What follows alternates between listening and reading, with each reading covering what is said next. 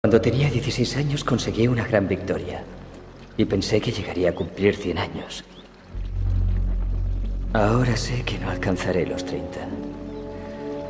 Verás, nadie puede elegir su destino. Un rey puede mover a un hombre, un padre reclamar a un hijo. Pero no olvides que, aunque aquellos que te mueven sean reyes o sean hombres con poder, tú eres el único responsable de tu alma. Cuando comparezcas ante Dios, no podrás decir que otros fueron dueños de tus actos, o que la virtud no era oportuna en aquel momento. Eso no es suficiente. No lo olvides. No lo haré. Pues ve a la casa de tu padre en Ibelín y protege el camino de los peregrinos. Protege a los indefensos. Y quizá algún día, cuando yo esté indefenso, vendrás a protegerme a mí.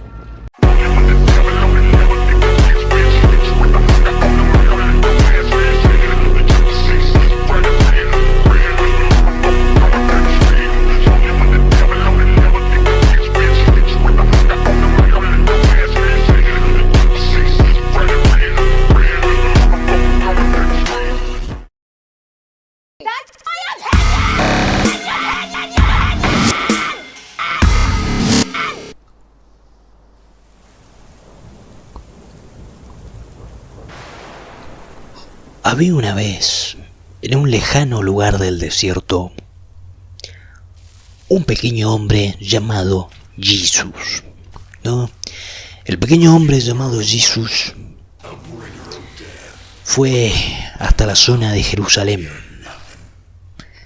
entrenado durante décadas en el arte de los druidas, entrenado personalmente en la India y en Grecia, entrenado por el hechicero Juan Bautista.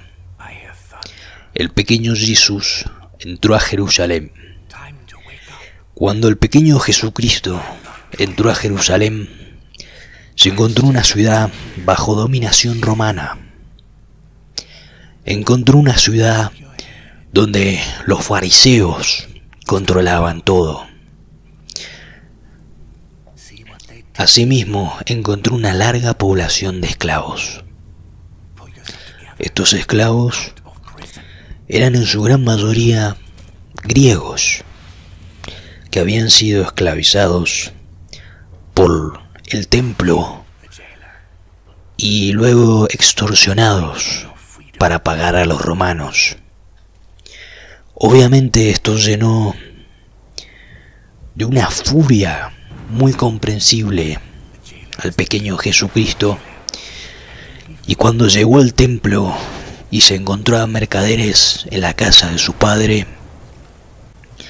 procedió a agarrar una tira de cuero y con ella formó un látigo y golpeó a todos los mercaderes y los echó del templo. Rompió las jaulas y liberó a los animales, y rompió las cadenas de aquellos que se encontraban esclavizados ahí. A causa de esto, los fariseos vieron en él un terrorista, un hombre que estaba acabando con su poder. No tan solo eso, sino que este hombre decía ser el Hijo de Dios, el Rey originario de toda esta tierra. Frente a eso, los romanos dijeron: este hombre parece ser el representante de las tribus que se encuentran aquí.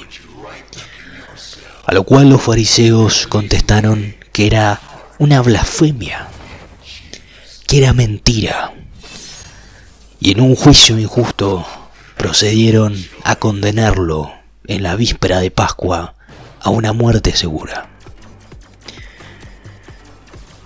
Luego de esto, los seguidores de este hombre se desperdigaron por el mundo. La gran mayoría de los esclavos que eran sus seguidores fueron perseguidos y asesinados. Todos sus amigos más cercanos murieron, muertes sumamente terribles. Y aquí es donde comienza mi problema con el catolicismo. Este hombre hablaba de que Dios estaba en los cielos, de que Dios era un ser incalculable, que ha creado toda la vida, y que todos somos hijos de este hombre, que todos somos iguales ante él, pero que los hombres no son iguales, que cuando uno reza o hace un pacto, debe estar en la naturaleza y debe estar ante los ojos de Dios. Este Dios, por supuesto, siendo el sol. Y acá es donde vemos una considerable diferencia con la iglesia moderna, donde crean edificios y bajo estos oscuros techos proceden a realizar sus actividades, cuando su gran Mesías dijo muy claramente que todo tenía que ser al aire libre, cuando dijo que uno no tenía que alabar símbolos o tener himnos, sino que el hombre era juzgado por sus actos, por su forma de actuar, por su forma de ser, no por cuánto le pague un cura en una iglesia, no por cuánto sea el diezmo.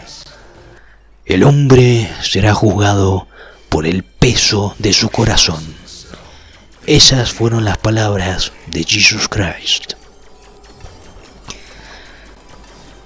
Entonces, ¿de dónde viene tal disparidad entre lo que dijo un Galileo, un nazareno, un griego hace 2000 años, siguiendo la línea del platonismo, con lo que más tarde se convirtió en la Iglesia Católica? Esta gran diferencia viene principalmente por el primer papa, San Pablo. San Pablo por aquel entonces era un miembro del templo. Él se encontraba a favor de los fariseos. San Pablo era un inquisidor, era un guardián del templo, al cual se le encomendó cazar y matar cristianos, es decir, los seguidores de Cristo. Los romanos vieron en San Pablo un hombre absolutamente brutal, un torturador que disfrutaba matar de sus víctimas, mientras estos lloraban en nombre de Cristo. San Pablo asesinó personalmente a miles de cristianos en Medio Oriente. No contento con esto, San Pablo vio que no podía detenerse el catolicismo, y siendo un hombre absolutamente corrupto y que lo único que deseaba era el poder, procedió a convertirse en la cabeza misma de la iglesia. ¿Cómo sabemos que San Pablo fue elegido por Jesucristo para formar la iglesia? Bueno, San Pablo se encontraba un día en un camino asesinando católicos, cuando de repente tuvo un sueño donde Jesucristo le dijo: tú eres el elegido, en ti colocaré mi iglesia. Jesucristo nunca conoció personalmente a San Pablo. Si uno se fija lo que dicen los distintos apóstoles tenían una visión completamente contraria a la de San Pablo. Y San Pablo logró que misteriosamente estos apóstoles, que decían que era un falso profeta, fueran asesinados bajo misteriosas circunstancias. No contento con todo esto, San Pablo tomó el catolicismo para sí mismo y se convirtió en el primer papa. Con todo su poder fue hasta Roma y comenzó a proclamar el catolicismo en el pueblo romano. Los católicos pasaron de ser una orden de paz, que decía que todos los hombres somos hijos de Dios y que todos tenemos una parte de esta luz divina dentro de nuestros corazones, a un grupo de fanáticos religiosos cuyo único objetivo era destruir todas las otras religiones porque no eran la verdadera religión. Obviamente que los romanos se tomaron muy mal esto y procedieron a atacar a los católicos en todo el imperio. Pero una religión que le prometía una vida eterna a todos aquellos que formaran parte de la misma y que obedecieran lo que el Papa estaba diciendo, era demasiado tentador para todo aquel que quería tener la vida eterna, donde podía vivir en el paraíso y que todos sus sueños se cumplirían en realidad en este hipotético caso, donde expiaran sus pecados al exterminar a las otras religiones y especialmente aquellos a las que las profesaban. Durante un largo periodo de 300 años, los romanos resistieron el catolicismo. Pero sin importar cuántos católicos fueron ejecutados, sin importar cuántos fueron perseguidos como una amenaza presente en el imperio romano terminó cayendo. Luego de esto, se convirtieron al catolicismo cambiando la catedral, cambiando la capital hacia Bizantium, con el emperador Constantino a la cabeza. Constantino en ese entonces cambió Bizantium, una ciudad griega, a Constantinopla, o como la traducción dice, la ciudad de Constantino. Todo esto nos lleva a que durante los próximos 1900 años el catolicismo llevaría una guerra no tan solo contra todos los paganos de Europa, sino contra los paganos de África, contra los paganos de Asia, contra los paganos de América y especialmente contra el Islam en Medio Oriente. Es decir, los católicos fueron por todo el mundo matando a todos aquellos que no se convirtieran en su religión. Deben entender que en esos tempranos años el catolicismo tuvo muchos consejos, muchos concilios, donde distintos curas, distintos miembros del templo se juntaban en Bizantium a discutir cómo tenía que cambiar el catolicismo. Porque cada persona tenía su propia interpretación de qué era el catolicismo. Habían aquellos que pensaban que Jesús era Dios en forma humana. Otros pensaban que era su hijo. Otros pensaban que el alma de Jesucristo era de esencia divina, mientras que su cuerpo era mortal. Otros que era tan solo un hombre, igual a todos los demás. Otros que era un mago. Otros pensaban que era un chino que había descubierto cómo jugar a League of Legends. Otras personas pensaban que la Trinidad era una blasfemia y que solo existía Dios y no existía ni el Espíritu Santo ni el Hijo, que solo existía el Padre. Algunas personas pensaban que los curas no tenían que tener hijos, otros que sí. Y así, incluso el propio símbolo de la fe se puso en duda y se discutió en un consejo de ancianos que decidieron cómo tenía que cambiar todo el catolicismo y que era un pecado y que no.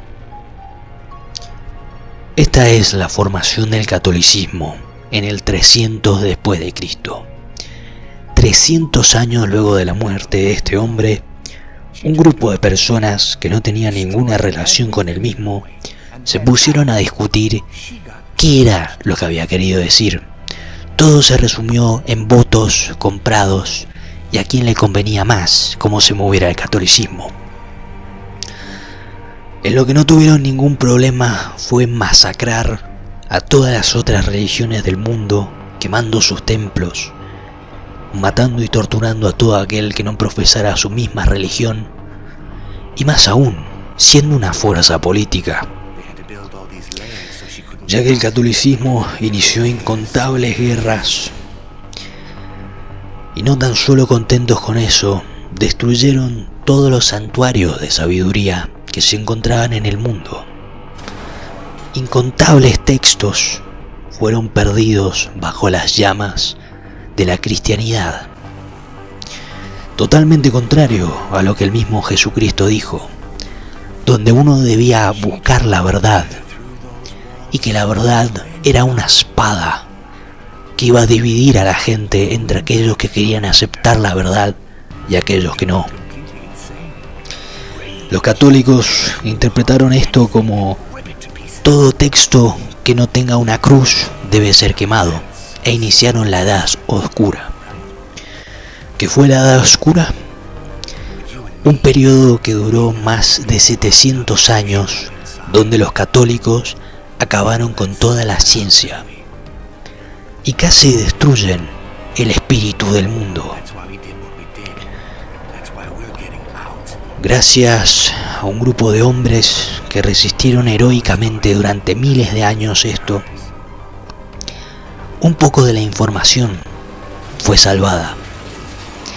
Y así es como podemos ver cómo los católicos, al no poder destruir el paganismo, al no poder destruir la religión del sol, la cual es la verdadera religión, empezaron a adoptar un montón de elementos de estas religiones a medida que fueron conquistando tierras. Dado que los paganos seguían haciendo sus ritos, no había forma de cambiar a la gente. Y así es como el 25 de diciembre se festeja Yule.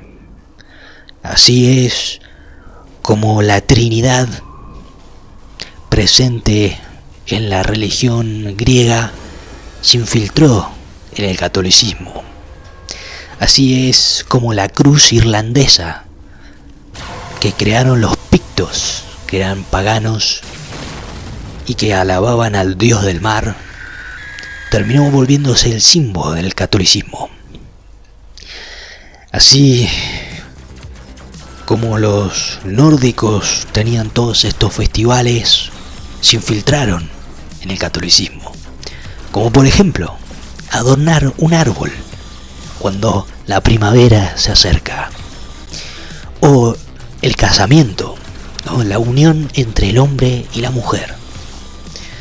Y el 99% de los elementos que ustedes vean en el catolicismo, incluidos los santos, que los santos son héroes paganos como Hércules y demás, fueron infiltrados en el catolicismo. Tanto es así que uno puede observar a la Virgen María, o como es su verdadero nombre, Freya, o Amaterasu en Japón, o la Pachamama en América, o Mitra en Grecia. Como pueden observar, todo el catolicismo fue contaminado por elementos paganos. Dejó de tener un elemento en común con la idea original, y es por eso que hay un montón de interpretaciones del mismo. No contentos con esto, la Iglesia siguió manejando su poder político durante la Edad Media, decidiendo quién podía ser rey y quién no, dependiendo de a quién le convenía a la Iglesia, no de a quién le convenía al pueblo. El bienestar de la gente común nunca se puso en consideración, y así fue como se crearon cientos de guerras civiles en Europa por culpa de la Iglesia. Obviamente que la Iglesia intentó usar la institución del matrimonio para crear paz entre estas familias de nobles, pero todo fracasó una y otra vez. El clavo final en el cojín de lo que fue una vez una institución santa fue durante las cruzadas. donde la iglesia, flexionando todo su poder político, atacó al Islam. Los islámicos en aquel entonces se encontraban peleando entre sí, no era una amenaza para Europa. Pero gracias a que los europeos invadieron una y otra vez sus tierras y masacraron a estas gentes, se unieron entre sí para exterminar a los europeos. Campaña que lograron asombrosamente. Durante 800 años los moros tuvieron el control de España. Durante más de 700 años los moros controlaban los Balcanes. El califato controlaba Italia. Controlaban todas las islas del Mediterráneo. Los turcos estuvieron muy cerca de acabar con Europa. De no ser porque en el norte un grupo de alemanes, de guerreros nórdicos, viajaron hacia el sur para salvar Europa. Y aquí es donde comienza la traición de la iglesia. Viendo cómo estos alemanes derrotaron al Imperio Otomano una y otra vez y reclamaron territorios en nombre de la cristianidad, la iglesia utilizó la orden de los teutones para masacrar los últimos lugares donde había paganismo, especialmente a las mujeres, en lo que se consideró como la quema de brujas en el 1600. Todo esto después de destruir todas las tribus y todas las civilizaciones de América, de exterminar un montón de gente que nunca le habían hecho daño a nadie, que solo estaban viviendo tranquilamente, cuando la cruz, bañada en sangre, vino a masacrarlos a todos, por no haber escuchado de un tipo hace más de 2000 años. Y así fue como intentaron atacar a los alemanes. Y como los alemanes durante los próximos 300 años combatieron contra la cruz. Después de la quema de brujas, apareció un hombre llamado Lutero, que fue en lo que se había convertido en la cristianidad. Lutero no estaba solo en el mundo. Cientos de personas, especialmente durante el Renacimiento, que fue el renacer del espíritu europeo, un espíritu de luz y verdad, un espíritu de conciencia, de racionalidad.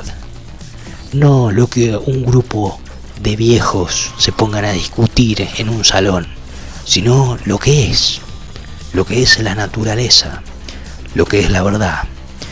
Durante esos 300 años, un enorme grupo de hombres se enfrentó a la iglesia, incluso dentro de su mismo grupo, como por ejemplo Tomás de Aquino, el padre Magnus, el padre Eckhart. Y aún así, Lutero, Schopenhauer, Nietzsche y todos los demás se enfrentaron a la locura que era la cristianidad y triunfaron. Pero su triunfo fue en vano, dado que el daño ya estaba hecho, y aquellos que habían utilizado la cristianidad para atacar nuestra civilización, para destruir todo aquello que era una amenaza, ya habían saltado a otro poder. Durante el 1700 empezaron a formar compañías. Los pequeños templarios ya eran historia del pasado. La orden de los caballeros de San Juan estaba en sus últimos momentos. Y la Dutch East Company se encontraba masacrando en nombre del capital a aquellos pobres desafortunados que tuvieron la mala suerte de tener sus pies sobre recursos que el capitalismo quería. Y así fue como la Iglesia durante los últimos 100 años ha perdido poder. Hasta el día de hoy convertirse en una organización totalmente vacía, que no tiene ni fuerza militar ni fuerza capital para hacerse escuchar. La gente que va a la iglesia a día de hoy no tiene absolutamente nada que ver con aquellos pobres fieles que, siguiendo las palabras de Cristo, querían hacer un mundo mejor y fueron ejecutados de formas absolutamente salvajes solo por estar en contra de los fariseos. La gente a día de hoy piensa que la iglesia es una fiesta. Uno observa cómo los evangélicos cantan y bailan, cómo se crea una moralidad débil, donde quedarse de rodillas rezando en vez de resolver el problema es lo que se crea. Cómo se habla sobre un pecado original y que uno debe odiarse a sí mismo, y más aún odiar a sus ancestros, porque es culpa de ellos que estemos en esta situación. Como todos los hombres somos iguales, que es protocomunismo. Y así uno puede observar todo lo que sea la iglesia y ver un mensaje extremadamente contaminante y dañino para nuestra población. Todo aquel que quiera salvar a su país debe considerar el hecho de que la Iglesia Católica no es más que un veneno en nuestras tierras, que los evangélicos no son más que un grupo de artistas fracasados que, al no poder crear nada, lo único que pueden hacer es cantar y bailar y luego pedir unas cuantas monedas por el hecho. Que la iglesia a día de hoy se ha convertido en una terapia. Así como algunos van al psicólogo, otros van a la iglesia. Y el cura se ha convertido en un puto psicólogo. Eso es lo que observamos en la iglesia a día de hoy. Y siendo que es una institución dañina para nuestra gente, debe ser inmediatamente exterminada y expulsada de todo el planeta Tierra.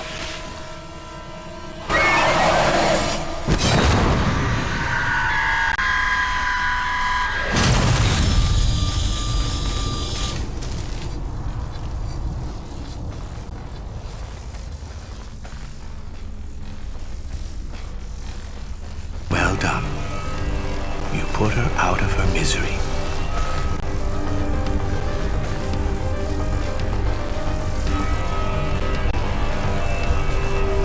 She crashed through one day, frantically searching for something.